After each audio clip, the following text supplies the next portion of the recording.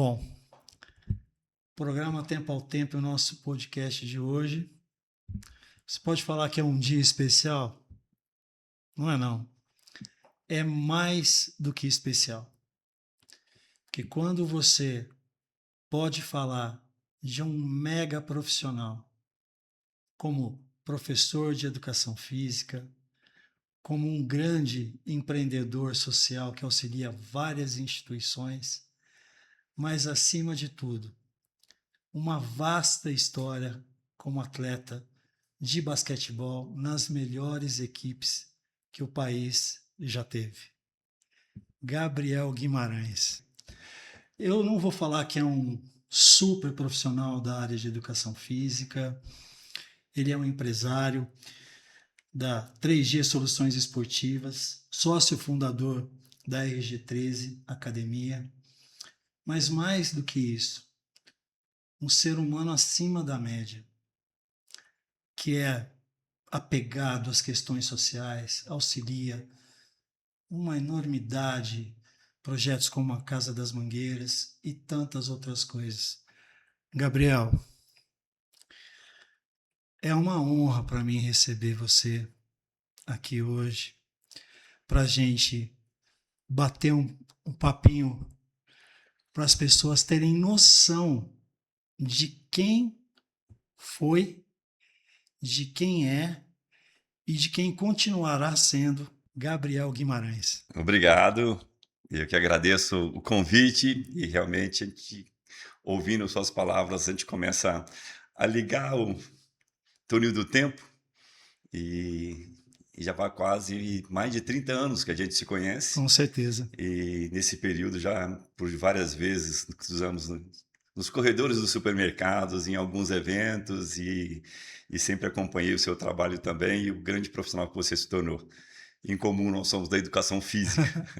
Com certeza. E essa magia da educação física, do esporte, eu acho que tenho certeza que isso é uma das conexões muito importantes que eu trouxe como filosofia de vida, como aprendizado, e onde que a gente consegue fazer essas conexões tão duradouras. Gabriel, em algum momento você já parou para pensar na sua academia, que eu tive o prazer de dar aula para você lá atrás, há muitos anos atrás? Mas você já parou para pensar em algum momento quantas crianças você tirou da rua? Quantas crianças você deu um futuro melhor com o seu trabalho? Faço isso constantemente. Esse exercício e esse pensamento é uma coisa impressionante. E tem hora que eu, né, gosto muito do meu passado e tem hora que eu falo, como que eu consegui? Como que eu fiz? E, inclusive, naquela época, quando eu comecei a fazer o trabalho com as crianças, eu jogava basquete. Naquela época, o contexto era outro, porque não era tão profissional como é agora, e a gente conseguia conciliar algumas outras atividades com os treinos de basquete. Constantemente eu tenho essa reflexão de quantas pessoas, porque são 40 anos, esse ano completa 40 anos que eu estou em Ribeirão Preto, e várias pessoas passaram durante esse período, né, profissionais, grandes profissionais, e sou uma pessoa abençoada, porque eu tenho muito mais a agradecer e o presente das pessoas certas que Deus colocou no meu caminho, né, dos lugares, das decisões, das minhas escolhas. Então eu penso constantemente e tem hora que eu falo como que eu consegui fazer tanta coisa. Setor público, iniciativa privada, meu próprio negócio como empreendedor, né? Em terceiro setor, que é algo também que me encantou muito. E para o futuro a gente ainda quer continuar sendo útil. Então eu me considero que eu fui útil para muita gente. Com certeza. E a grande maioria foi muito útil para mim, porque continuo com um ciclo de amigos enormes. Meus ex-alunos tornaram grandes amigos. Os colegas de trabalho tornaram-se grandes amigos. E uma trajetória de 40 anos que eu agradeço constantemente tudo que Deus me deu e todo esse caminho que eu percorri, né, com muito trabalho e com uma recompensação muito grande desse reconhecimento das pessoas, né, e principalmente da gente ser útil para alguém e fazer algo de bom e algo de bem para alguém. Eu acho que na minha visão, né? Eu acho que um dos grandes diferenciais que eu vejo em você, na sua trajetória inteira, foi você ter o discernimento e a consciência da flexibilidade.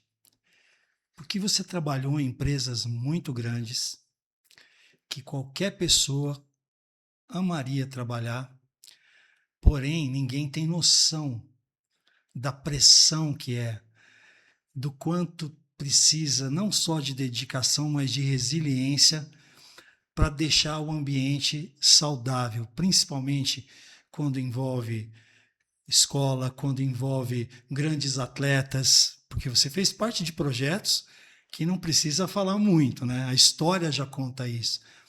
De onde vem essa flexibilidade, essa sabedoria e essa resiliência? Eu acredito que eu sou muito bem guiado. Então, a resposta que eu consigo para isso é que tem alguém me conduzindo. Me conduz e conduz muito bem. Tanto nas minhas escolhas, como eu comentei agora há pouco, e com tudo isso que aconteceu, de estar no lugar certo, na hora certa, de tomar as decisões certas. Nunca tomei uma decisão ou fui por questões financeiras. Em todos os lugares que eu passei, eu nunca pedi um aumento. Eu nunca pedi para ir embora. Aliás, eu nunca fui mandado embora. Então foram fases que aconteceram na minha vida e uma trajetória de uma sequência de fatos que elas ocorreram da maneira, digamos, mais perfeita possível. Então, quando pela idade que eu tinha, como era jogar no time da Herberiza, que era uma equipe que despontava entre as melhores do estado de São Paulo, uma das melhores do interior, eu vindo de Ribeirão Preto, de Goiânia para Ribeirão Preto, com 2 fichas telefônicas no bolso para ligar para o Totô, né? E fui conduzido pelo Hélio Rubens, que eu passei um mês em Franca, onde eu não tinha condições, que eu era muito novo, de jogar numa equipe de ponta como era a Franca. Mas o Hélio me indicou para o Totô e comecei a jogar na Herberiza. E tinha uma quadra com horários ociosos. Eu falei, posso dar aula de basquete? Porque em Goiânia eu ajudava o meu técnico às categorias de base. E há 40 anos eu comecei minha primeira turma de basquete na RT.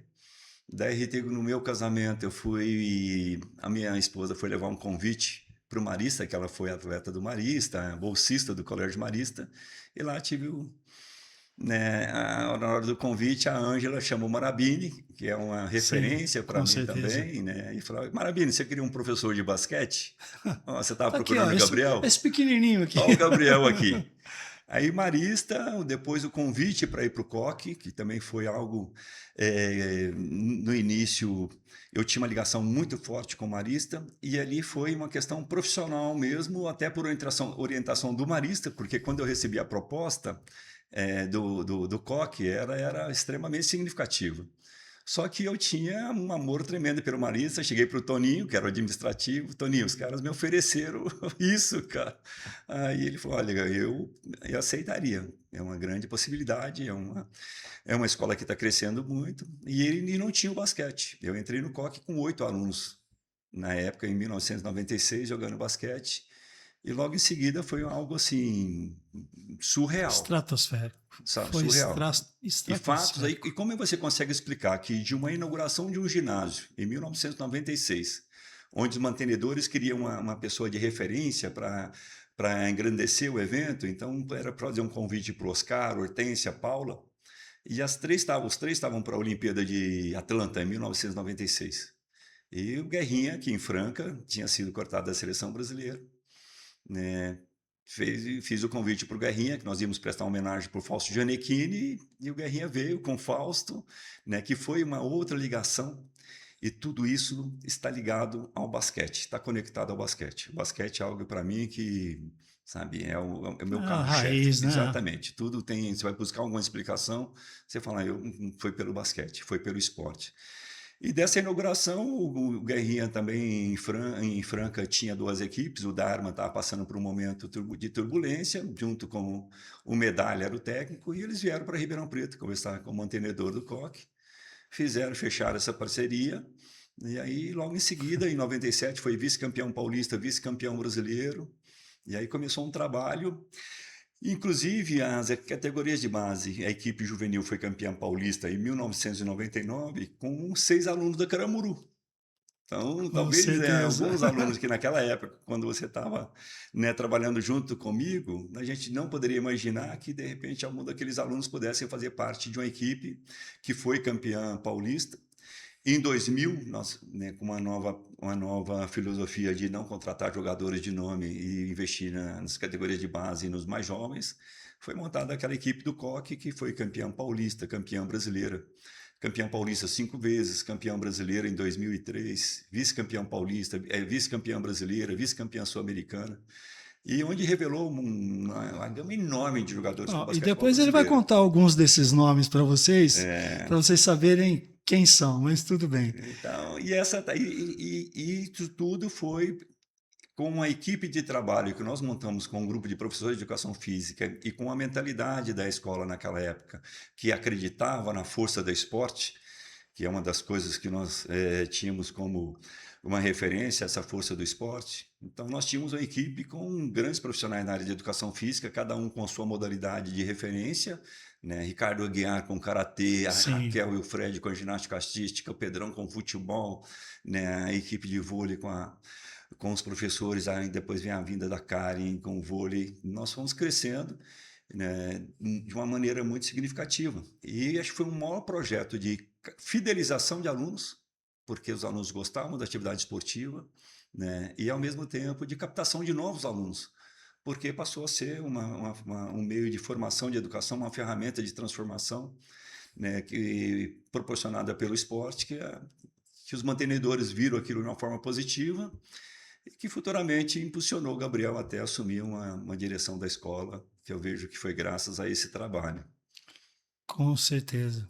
Foi graças a esse trabalho, mas ninguém tira a meritocracia, a capacidade, porque não iriam te oferecer essa posição se não tivesse credibilidade e confiança no seu trabalho. Gabriel, se você fechar os olhos por um instante, pensar naquele menininho Gabriel com 10 anos de idade. Hoje, o que você falaria para aquele menininho de 10 anos? O que você falaria? O que você contaria para ele do que ele ainda iria viver ou o que ele gostaria de viver? Olha, eu, se você souber do contexto todo, uma criança que era caçula de 11 irmãos, eu sou caçula de 11 irmãos, e que na minha infância meu pai teve que mudar para o interior de Goiás, uma cidade chamada Cavalo Queimado, que naquela época não tinha asfalto, não tinha nada, ele montou uma serraria, e que depois nós mudamos para Goiânia com 10 anos de idade, e, e eu olhar agora desses 10 anos para esse momento que eu estou vivendo, olha, acredito porque tudo é possível, né? Tudo é possível acontecer nessa trajetória e faça a coisa certa, que é uma das coisas que eu sempre conduzi comigo. E eu vejo que a influência da minha mãe nessas minhas escolhas e nesse olhar, nesse cuidado que ela tinha comigo, mesmo sendo uma pessoa de uma idade de uma geração muito diferente da minha, a minha mãe foi uma referência para que eu pudesse, e minhas irmãs, né, porque eu fui muito bem cuidado por todos, porque eu era o menor. E logo em seguida, então, eu vou para essas fases e ser acolhido por essas pessoas que eu mencionei agora há pouco, que foi meu técnico de basquete no Jockey Club de Goiás, né? A pessoa que me indicou, que é o Lamer, que foi um cara, olha, menino, você sai muito do chão, você tem boa impulsão, né? Estudava no colégio estadual, que naquela época que eram as referências das escolas em Goiânia, e ali passar para jogar no Jockey Club, que era uma equipe de ponta, foi campeã brasileira juvenil, formação de atletas. Eu era o reserva da terceira equipe quando eu comecei, e com um ano de basquete eu passei a ser titular da primeira equipe. Logo em seguida, já entre as 3 melhores equipes juvenis do país, e aí começa toda uma trajetória na área esportiva e que ela foi muito rápida, muito rápida. E quando você começa a olhar, eu comecei com 16 anos, E ali, a hora que eu olho, eu já estou vindo para São Paulo, e aí começa toda essa trajetória de vida, de chegar onde eu cheguei. E aí você faz eu pensar naquela criança em cima de um caminhão, de uma tora de madeira lá, meu pai pegando madeira nas matas e na década de 60 no interior de Goiás. E está aqui hoje, né, Amém. fazendo essa reflexão toda e vivendo isso, que é um presente muito gostoso e uma reflexão muito boa de ser feita e falar assim, puta, vale a pena. E os momentos mais difíceis foram os momentos mais felizes para mim, cara. Existe uma nostalgia hoje, eu penso assim, é um sentimento meu, Uhum. porque existe uma frase pronta que infelizmente eu sei que é real, mas eu não consigo concordar, né? Que é as pessoas falarem que cada geração tem as suas belezas, né? Ok, eu tenho que concordar. Mas eu olho para a nossa geração, que não tinha celular, que não tinha internet, mas tinha o principal, que era o contato humano. Hoje é tudo, é uma velocidade tão grande que as pessoas elas esquecem de nutrir esse contato, esse carinho humano. E eu fico pensando nessa geração, você, assim como eu, que a vida inteira foi educador, como que você vê isso hoje, Gabriel? Essa velocidade para as coisas e, ao mesmo tempo, na sua grande maioria, a falta de comprometimento com as coisas que essa geração muitas vezes tem. É uma regra? Não. Tem as exceções? Tem. Mas, na sua grande maioria, infelizmente é isso. É, é até assustador quando a gente começa a refletir sobre isso, a ver essas diferenças e o privilégio que nós tivemos. Realmente, acho que cada geração tem as suas coisas boas, as suas coisas ruins, mas eu considero que a nossa geração, as gerações mais antigas, foram extremamente privilegiadas, né, por qualidade de coisas que hoje é muito difícil você encontrar. E por tempo também, né? Dentro do contexto de cada geração, você hoje já está muito acelerado, as coisas estão muito rápidas. E para quem trabalha em educação, e eu vivenciei o momento desse início dessa tecnologia, e nós perdemos um pouco essa questão da relação, porque educação, formação é relação humana. Então, as relações, eu percebo que elas estão ficando cada vez mais difíceis. E para os profissionais trabalharem também com isso, cada vez mais difíceis. E lembro que eu me contentava em. Eu comprei um tênis quando eu comecei a jogar basquete, um tênis que ele tinha um furo embaixo, porque era uma sensação do momento ter um All-Star. E tinha uma bola Mikasa que ela já tinha sido descartada e praticamente ela não tinha mais vida útil. E eu ainda comprei essa bola Mikasa para eu poder dar uns arremessos na quadra do Liceu de Goiânia e tinha que pular um muro para poder treinar. E hoje eu vejo que é uma geração que tem a melhor escola de basquete, o melhor tênis. Você vê a questão de jogadores de NBA, o novo Basquete Brasil com jogadores talentosos, e você não vê uma geração que está com tanto interesse em, em praticar, em fazer algo que a gente está comentando aqui da nossa trajetória como professor de educação física, que é uma das ferramentas mais importantes para essa transformação humana, para essas relações humanas. Então eu vejo uma das coisas que eu fico muito triste é perceber que o esporte está perdendo espaço, né, as dificuldades desse crescimento, dessa autonomia que envolve uma série de coisas de segurança, de autonomia de uma criança sair de um lugar para o outro para treinar, que a gente vai falar assim, realmente está ficando cada vez mais difícil e essas gerações não estão tendo o privilégio de ir para uma quadra, de entrar num ônibus e ir para um jogo e acompanhar uma equipe, de ter um ídolo de referência. Eu fui movido a ídolos.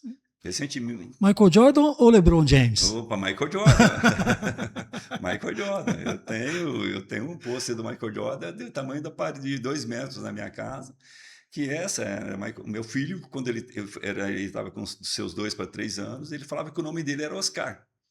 Você chamava ele de Guilherme, eu falei, não, meu nome é Oscar, porque ele já tinha uma referência naquela época do coque, o Oscar tinha vindo, voltou para jogar no basquetebol brasileiro, e nós tínhamos uma referência muito positiva dos nossos ídolos, que não seja do esporte que nós praticávamos, mas você tinha um Zico, você tinha, né, pessoas que eram algo fora do normal. Não, a questão é que essas pessoas, elas nunca precisaram fazer força para demonstrar o caráter que elas tinham, né?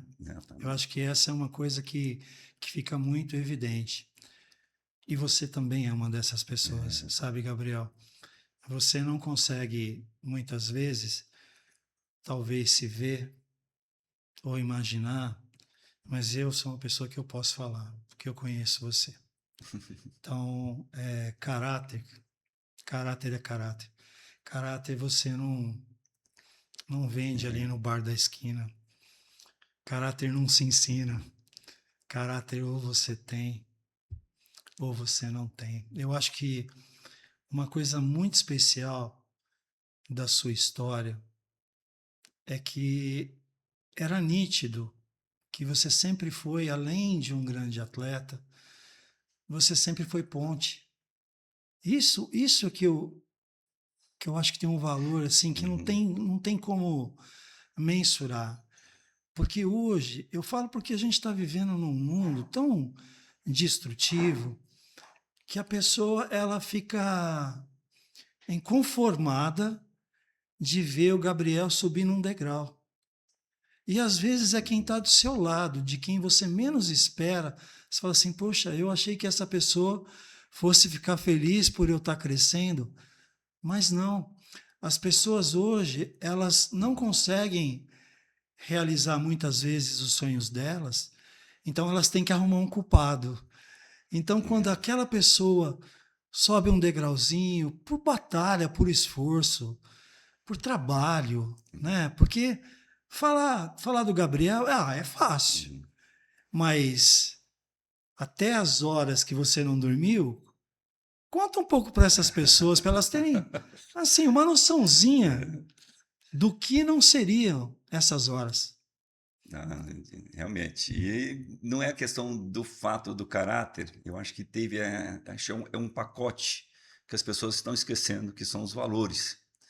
Eu sinto muita falta das aulas de moral e cívica, que eu adorava as aulas. Não Sim, fui, nas exatas eu não fui um grande aluno, mas o que eu gostava de história, geografia e moral e cívica, e onde eu aprendi valores, eu aprendi direitos, deveres, né? Minha mãe me ensinou muito mais deveres do que direitos. bem-vindo ao grupo.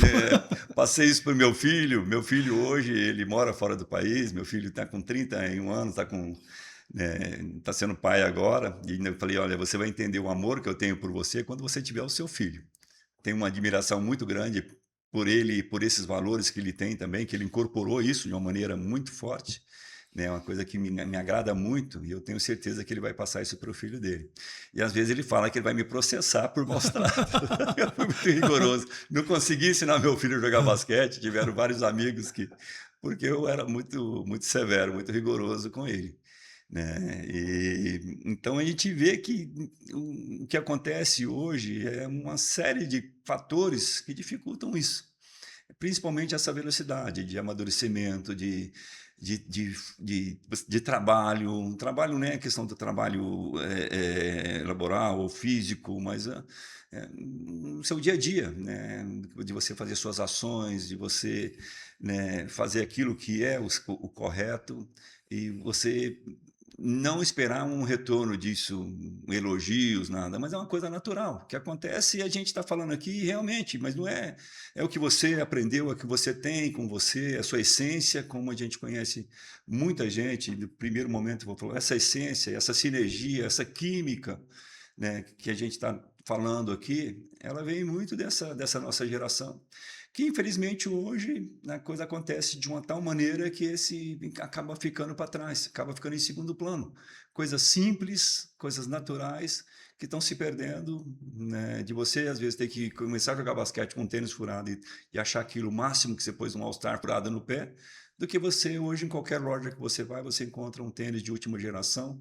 Você aprende hoje os fundamentos do basquete por um aplicativo, numa série, e as pessoas não dão valor a isso, né? Então, eu acho que a figura do ser, ela está se perdendo. Então, ter, e é uma coisa, né, que ela não é muito recente, mas ela passou para você ter uma representatividade. Hoje, para você ter uma visibilidade dentro dessa questão das mídias sociais, você tem que ser muito mais o ter do que o ser, porque às vezes o ser a gente não consegue enxergar. Ainda bem que eu peguei o caminho oposto disso, porque eu estou trazendo para cá, graças ao bom Deus, só o ser. Não estou preocupado com o ter. O Gabriel, ele tem uma característica muito parecida comigo. Em algum momento pode ser qualidade, em outro pode ser defeito. Porque a gente, em alguns momentos, é 100% emoção. 100% emoção.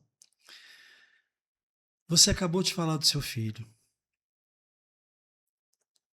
Tem uma coisa, eu não sou uma pessoa, somos amigos há 200 mil anos, mas não sou uma pessoa de dentro da sua casa.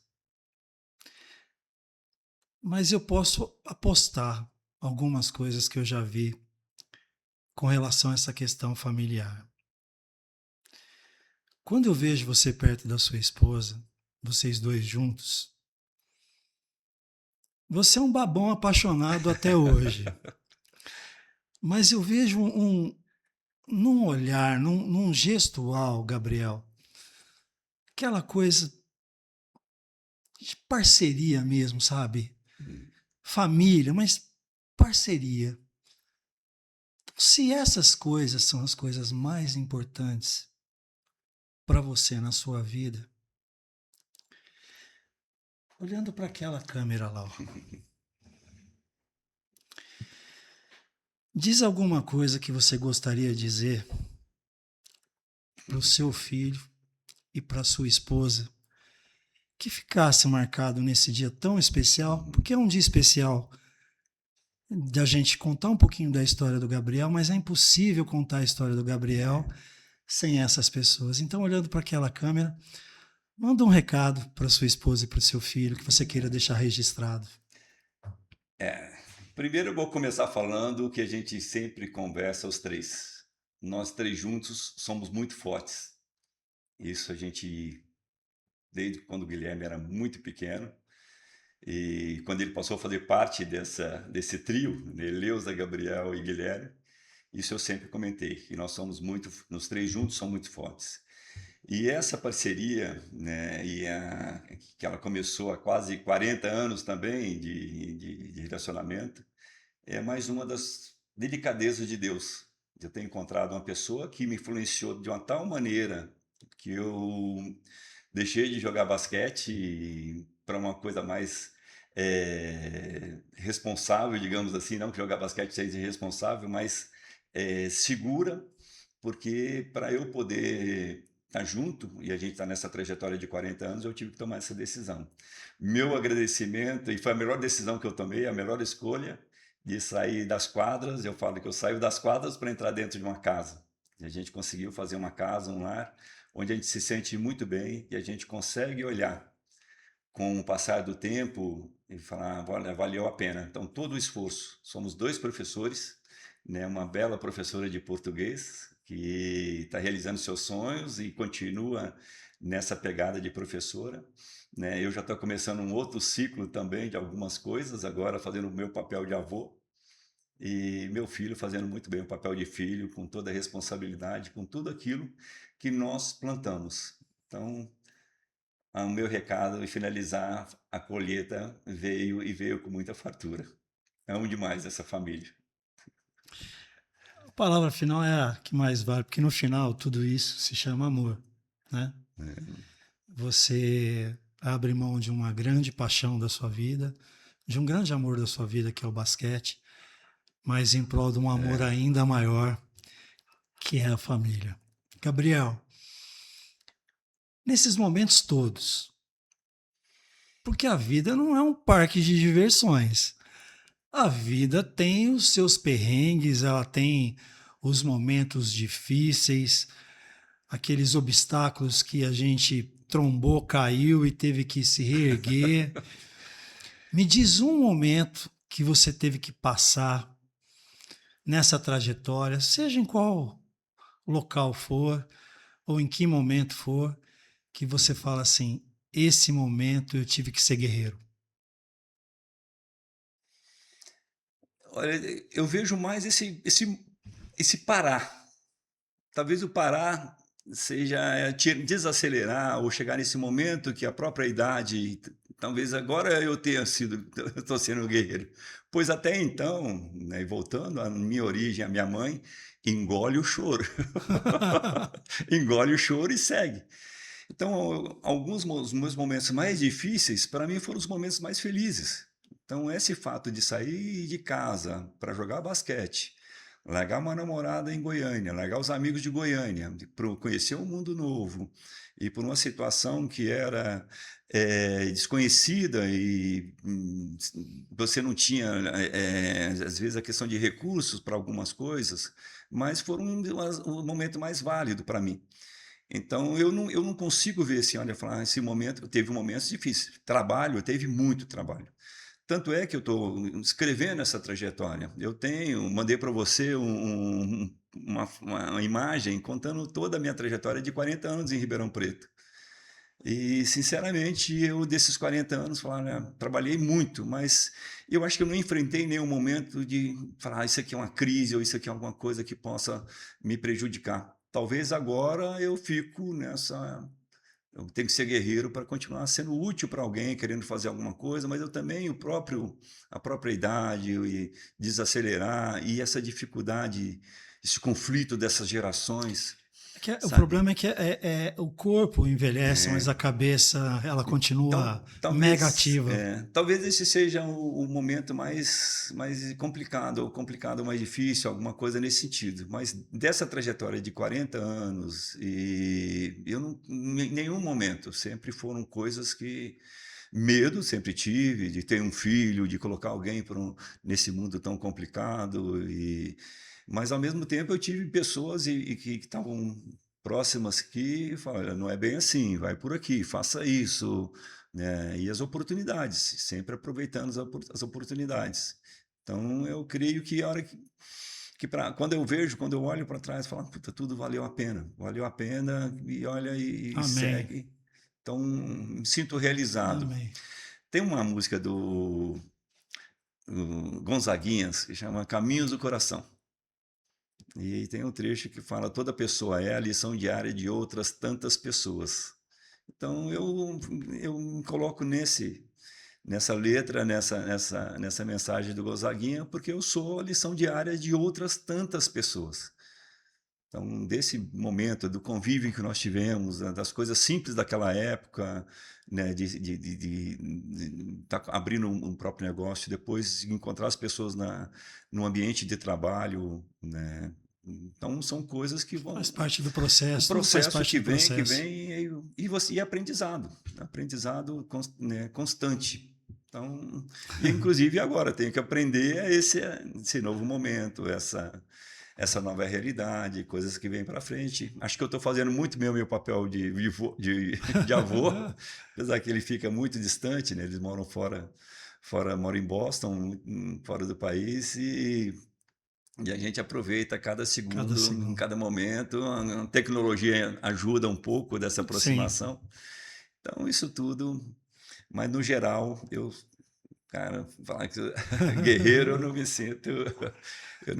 eu sinto valente de ter enfrentado, de ter rompido aí grandes desafios. Então, esses desafios acho que eu tive bastantes e eu consegui vencê-los e sou muito feliz por isso. Amém. Falando de basquete, seu, seu terror te marcando, um atleta. Evandro. Evandro, que jogou em Franca, era um jogador que nós somos da mesma idade. Eu jogava em Goiânia, nas categorias de base, e o Evandro jogava no Sojipa. Então, nos encontros nós tínhamos as competições mais importantes, que eram os campeonatos brasileiros, juvenis, ou depois algumas competições adultas, né? O Evandro era um jogador que tinha uma impulsão, que era uma das características que eu tinha também. Então, o Evandro foi um calo no meu sapato, no meu No tênis. seu tênis, né? Sua cesta inesquecível. Final do campeonato goiano de basquete, né? Eu tinha pouco tempo de basquete e nós tínhamos um adversário que era o Ajax, que era uma equipe que sempre lutou para derrotar o Jockey. O Jockey tinha uma estrutura muito melhor do que a do Ajax, tinha uma tradição. E naquele ano, esse ano que foi essa sexta memorável, digamos assim, o Ajax conseguiu ganhar uma partida do Jockey no primeiro turno, ganhou o primeiro turno do campeonato. E se o Ajax ganhasse o segundo turno, o Ajax seria campeão goiano. E o Ajax estava ganhando de 1 ponto, faltando 3 segundos, a bola cai na minha mão no meio da quadra, eu joguei a bola para cima e a bola caiu, e nós ganhamos o jogo de 1 ponto. E conseguimos ir como o Ajax ganhou um turno, nós ganhamos um outro turno, então nós tínhamos uma nega, naquela época não tinha a palavra playoff, né? E a gente disputou uma final com menor de 3 partidas também. E, para ironia do destino, no outro dia de manhã que eu tinha feito a sexta, numa segunda-feira, esse jogo foi no domingo, eu tive um entorse de joelho e fiquei fora das finais. Então, ao mesmo momento que eu tinha feito aquela cesta milagrosa, que você é uma coisa... eu fiquei fora do campeonato goiano, né, que a equipe sagrou-se campeã em cima do Ajax, que o Ajax tinha todos os méritos para ser campeão também. Então, essa foi a cesta que mais me marcou. Mais te marcou. Sua equipe de todos os tempos. Aqui, eu tenho Aqui e fora. No Brasil, e por essa escolha de jogar basquete, eu me considero extremamente privilegiado, porque eu tive a possibilidade, a oportunidade de estar na quadra com o Hélio Rubens, jogando contra o Hélio Rubens, jogando contra o Biratã, contra Marcel e vários outros jogadores. E eu sou muito saudosista e tenho como é que fala, uma satisfação muito grande de ter convivido com Adilson de Freitas Nascimento. Então, pelo início da minha geração, quem me marcou muito foi esses jogadores, Adilson, Hélio Rubens, o Biratã.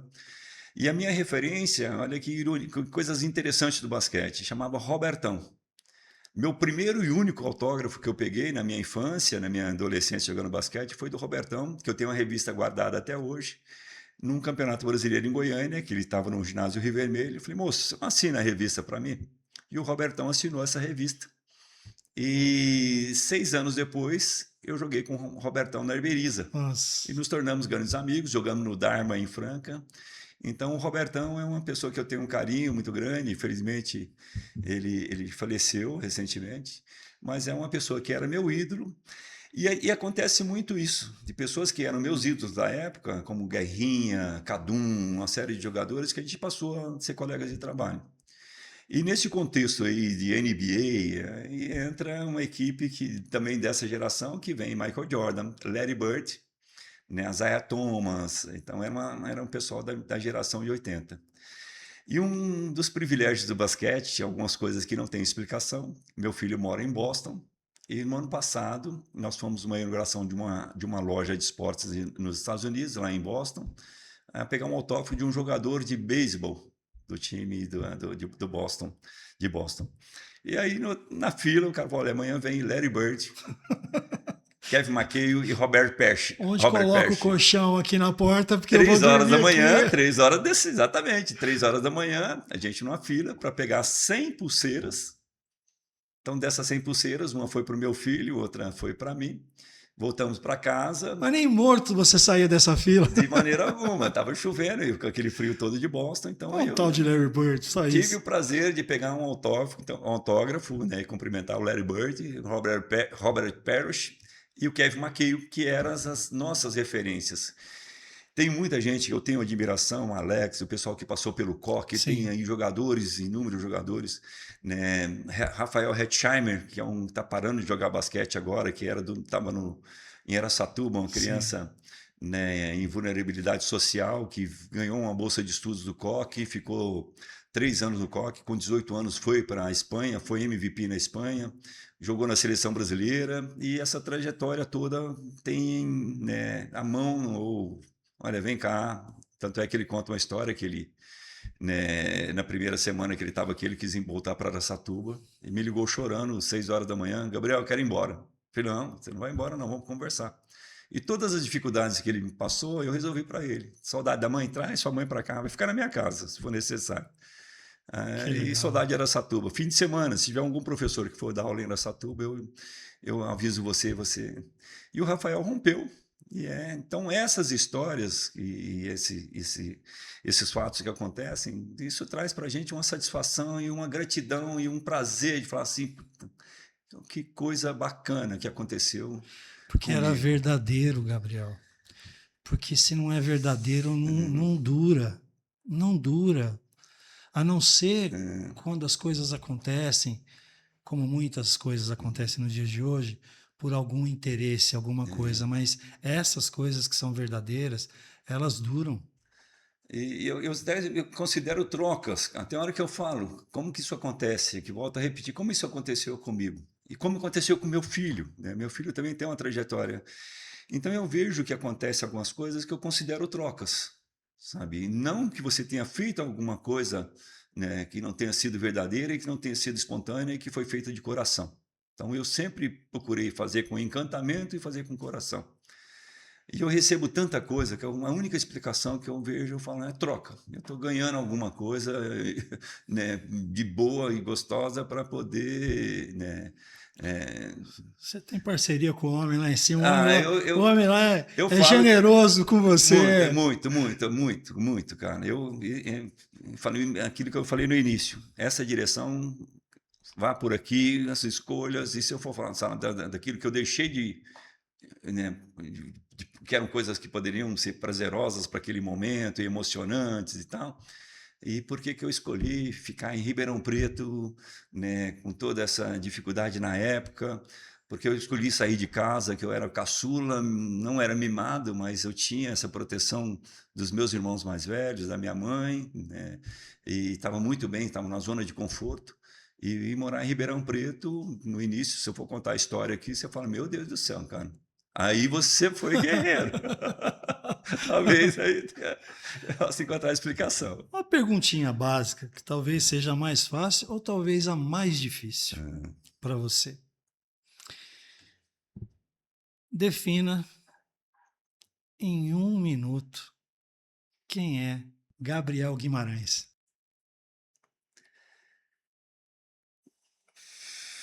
Ah, é uma pessoa de coração aberto, uma pessoa que gosta de agradar, tem dificuldade de aceitar agrados, né?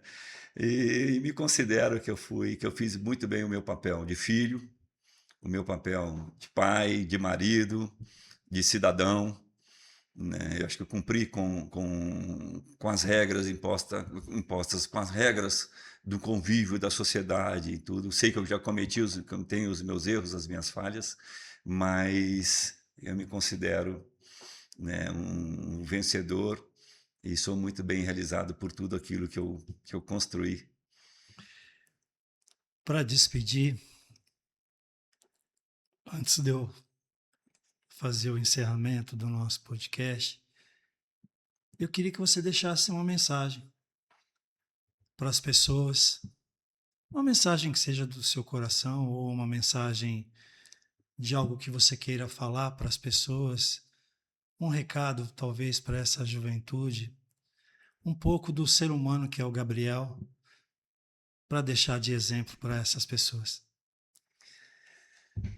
Ah, eu acho que a simplicidade, né, encontrar prazer nas coisas simples da vida, né? Creio que a essência de tudo está nas pequenas coisas, nos pequenos momentos, como estão acontecendo agora, né? E acho que dessa maneira a gente consegue estar em plenitude, em equilíbrio com a gente, com tudo, a partir do momento que a gente tenha, né, o coração aberto, a alma boa e faça a coisa certa. A minha recomendação: não tem como dar errado. Então, esse é o meu lema de vida: faça a coisa certa, e é o que eu gostaria que deixar aí como mensagem para as pessoas que possam ter suas boas escolhas e fazer a coisa certa. Bom, e para terminar, eu queria agradecer, Gabriel. Queria agradecer pelo passado, por você ter sido meu mentor em algum momento, como foi. E eu, ó, gente, eu não fui bobo, não. Eu suguei tudo que eu tinha para sugar mesmo para aprender. Pela nossa parceria, pela nossa amizade, que é aquela amizade que não precisa estar colado para saber que quer bem um ao outro, que são valores que para mim fazem uma diferença absurda. E que Deus te dê mais longevidade nesses projetos que você faz com tanto carinho, com tanto amor, para crianças, para adolescentes, para tantas instituições. Você é uma pessoa abençoada. Muito obrigado por ter feito parte hoje do podcast Tempo ao Tempo. O agradecimento é todo meu. E é um prazer, e não imaginava que fosse refletir, que ficasse desses 30 anos nós temos de amizade. E eu quero aproveitar aqui, porque recentemente eu recebi uma ligação sua, num momento difícil para você, que eu me senti honrado e da confiança de abrir o seu coração da maneira que você abriu para mim. E aquilo me marcou, e eu fiquei de longe e por poucos momentos: está tudo bem? Não, estou bem, estou bem. Tivemos poucos contatos, mas sempre fica aquele desejo, aquela vontade que as coisas aconteçam, e parece que... Aquele dia é inesquecível. Aquele dia E, foi. e eu falei: que confiança, acabei de comentar agora a respeito disso, que confiança gostosa foi aquela, e espero que a gente tenha uma jornada imensa pela frente, que eu tenho certeza que temos muitas coisas ainda para serem realizadas. Amém. Amém.